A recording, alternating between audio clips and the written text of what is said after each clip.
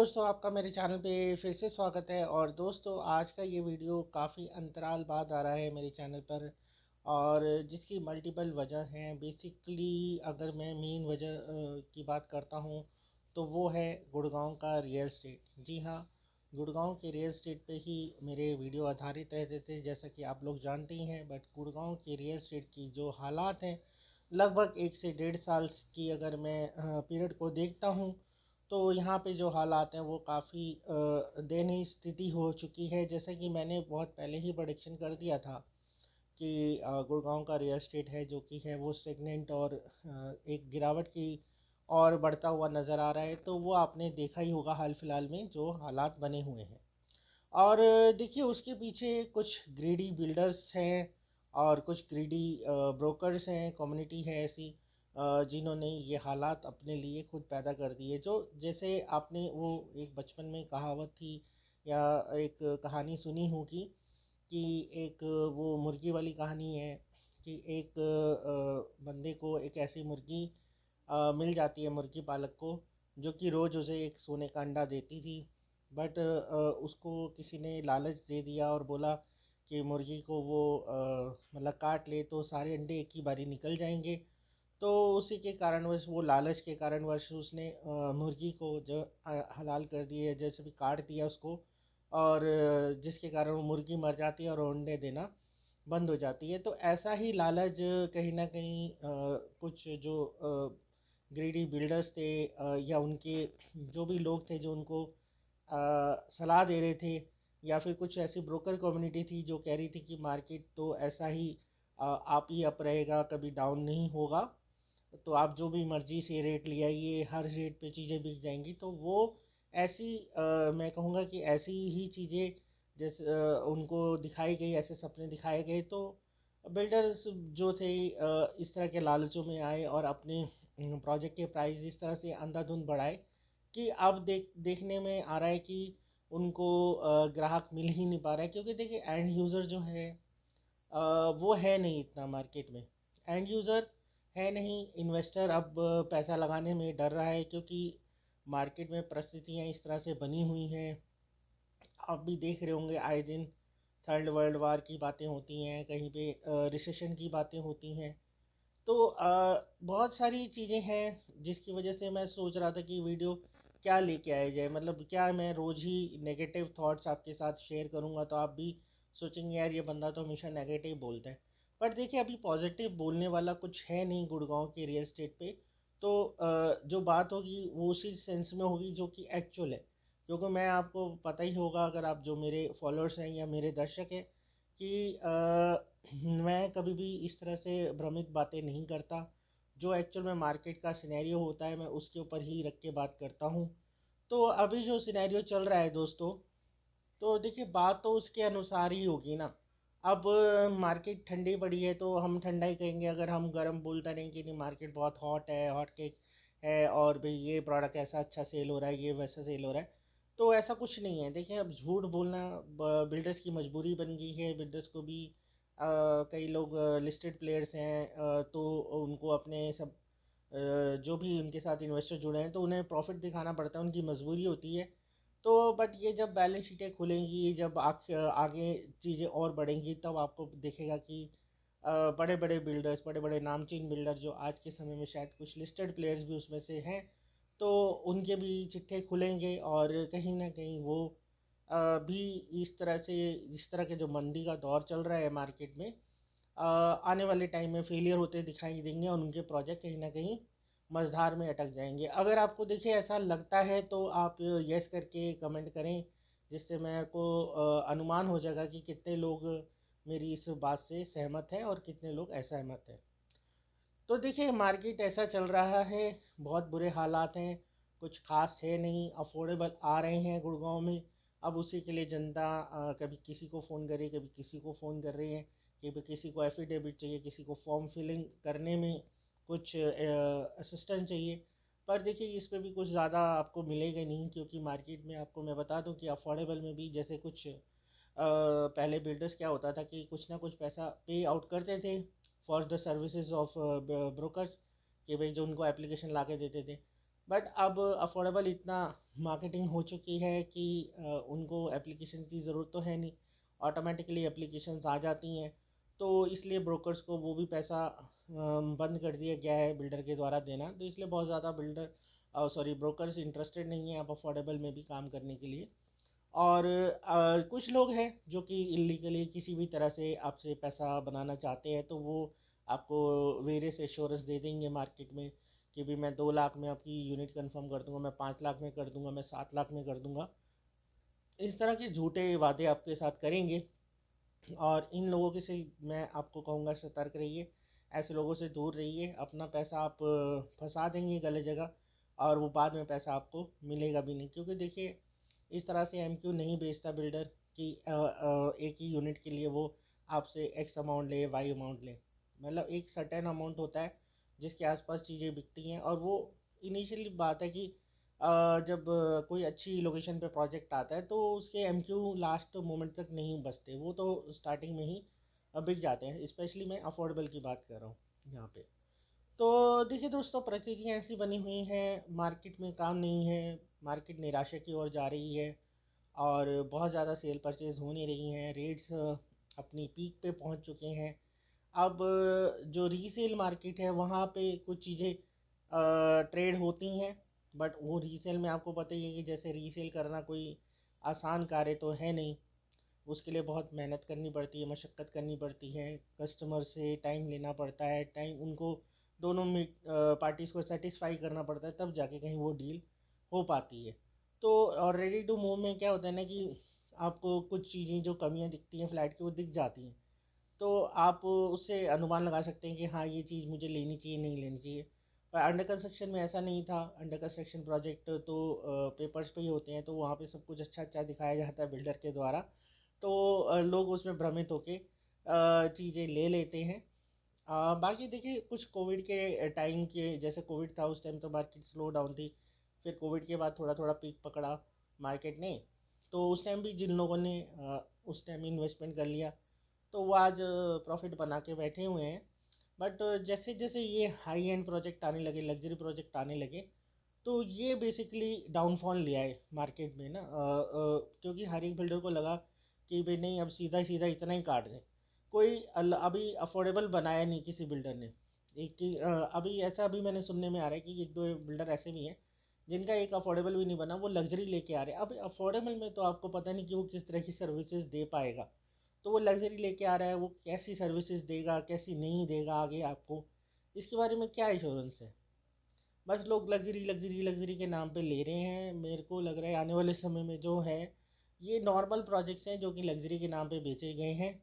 यहाँ पे कुछ ऐसा एक्स्ट्रा ऑर्डिनरी मिलने वाला नहीं। और सर्विसेज भी, क्योंकि देखिए बिल्डर की क्रेडिबिलिटी है ही नहीं। बिल्डर ऐसे ही कोई अफोर्डेबल बनाता था, उसने लग्जरी बना दिया। तो ऐसे बिल्डर्स का अगर आप सामान ले लेंगे तो मुझे नहीं पता कि वो फ्यूचर में कितना ही कारगर आपके लिए सिद्ध होगा। तो बाकी मैंने बताया कि परिस्थितियाँ ऐसी ही बनी हुई हैं, और अभी आगे आगे और वर्ष होती हुई दिखाई दे रही हैं। कहीं वर्ल्ड वॉर लग जाता है या कुछ इस तरह की परिस्थितियाँ होती हैं, कोई वर्ल्ड वाइड क्राइसिस आ जाते हैं, तो मार्केट और स्टेगनेंट होगी और गिरावट की ओर आएगी। तो इसलिए बहुत ज़्यादा उतावलापन दिखाने की ज़रूरत नहीं है मार्केट में। आराम से मैं कहूँगा कि ऑब्जर्व करें चीज़ें जहाँ आपको अच्छी डील मिले। स्पेशली मैं तो ये कहूँगा इस टाइम में ready to move in type की कोई प्रॉपर्टी हो उसी में जाएं, या फिर नियर टू पोजीशन हो उस टाइप की प्रॉपर्टी लें। अंडर कंस्ट्रक्शन प्रोजेक्ट जहाँ पे अभी ईंट भी नहीं रखी गई है, यहाँ नींव भी नहीं रखी गई है, ऐसे प्रोजेक्ट्सों से दूर रहें। चाहे वो अच्छे लिस्टेड प्लेयर का भी प्रोजेक्ट क्यों ना हो, क्योंकि लिस्टेड प्लेयर भी, हमें जो मार्केट दिख रही है या परिस्थितियाँ दिख रही हैं कि काफ़ी लिस्टेड प्लेयर भी धराशायी होंगे इस जो मार्केट ट्रेंड्स चल रहे हैं। तो दोस्तों, ये तो रही परिस्थितियाँ, और मैंने आपको कारण बताए कि किस वजह से मैं अब वीडियो नहीं बना रहा। क्योंकि देखिए, नेगेटिव नेगेटिव चीज़ें लाऊंगा रोज़ तो आप लोग भी बोर हो जाएंगे, क्योंकि है नहीं कुछ पॉजिटिव बोलने के लिए। बाकी कुछ लोग हैं फिर भी कोशिश कर रहे हैं, नए नए हथकंडे अपना रहे हैं ब्रोकर्स। पॉडकास्ट उन्होंने देख लिए कि पॉडकास्ट अच्छे चलते हैं यूट्यूब पे, तो चलो पॉडकास्ट बना लें। पॉडकास्ट पे पॉडकास्ट, हर कोई मैं देख रहा हूँ पॉडकास्ट ला रहा है, पॉडकास्ट ला रहा है। अरे यार, आपको ये समझने की ज़रूरत है कि मार्केट में हम जी गलत चीज़ों को जस्टिफाई करवा रहे हैं, गलत रेट को जस्टिफाई करवा रहे हैं। अगर मैं कहूँ आज एक्स वाई जेड इस प्रीमियम प्रोजेक्ट में मैं किसी को रेकमेंड करूँ कि भाई ये ले लो, और मुझे पता है कि वो प्रोजेक्ट उतना वर्थ इट नहीं है, और या मुझे पता है कि वो प्रोजेक्ट की डिलीवरी पे वो रेट्स होंगे जो कि आज बिल्डर चार्ज करे, तो मैं तो बेवकूफ़ हूँ ना। क्यों बेवकूफ़ हूँ? मैं अपने पैसे कमा रहा हूँ। आप कहेंगे मैं क्यों बेवकूफ़ हुआ? मैंने तो देखो पैसे कमाए, बट आपके पैसे गवाए, आपका ट्रस्ट खोया। आप 10 बंदों को जाके बताओगे मार्केट में कि यार इस बंदे ने रिकमेंडेशन ये दी थी, आज मैं लॉस में हूँ। अगर अच्छा करूँगा तो शायद ना भी बताओगे, बट बुरा कर दिया तो आप ज़रूर बताओगे।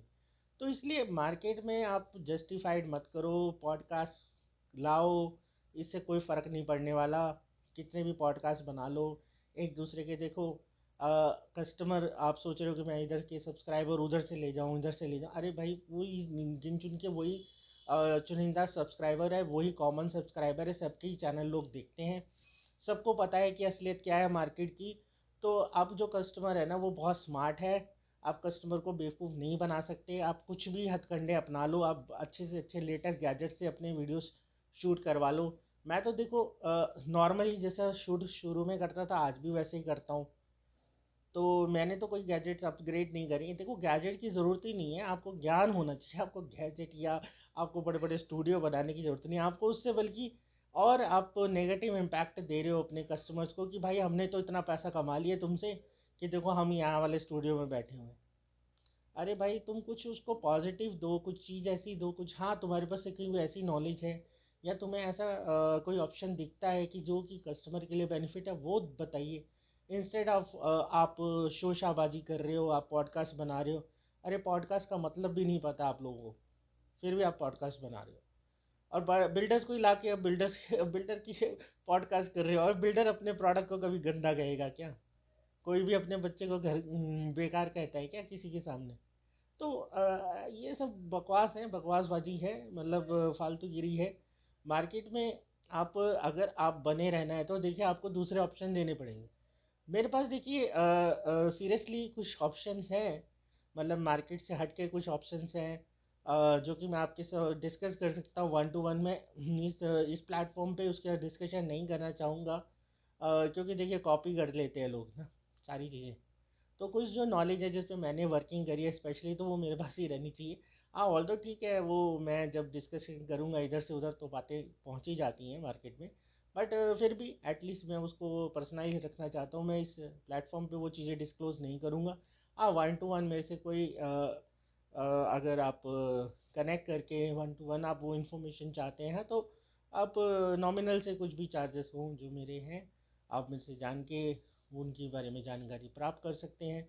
गुड़गांव ही अब जो है मार्केट नहीं रहा है। गुड़गांव के अदर मैं कहूँगा कि अदर एरियाज़ को भी एक्सप्लोर करना चाहिए। गुड़गांव को छोड़ दीजिए, गुड़गांव में अब कुछ रहा नहीं है। बिल्डर्स जब तक अपने ये मनमाने रेट्स कम नहीं करते, अब मजबूरी तो है, वो चाहते हैं बिल्डर्स, मतलब ऐसा मैं मुझे समझ है कि चाहते हैं, बट वो मजबूरी ऐसी फंस गई है कि वो कम भी नहीं कर सकते।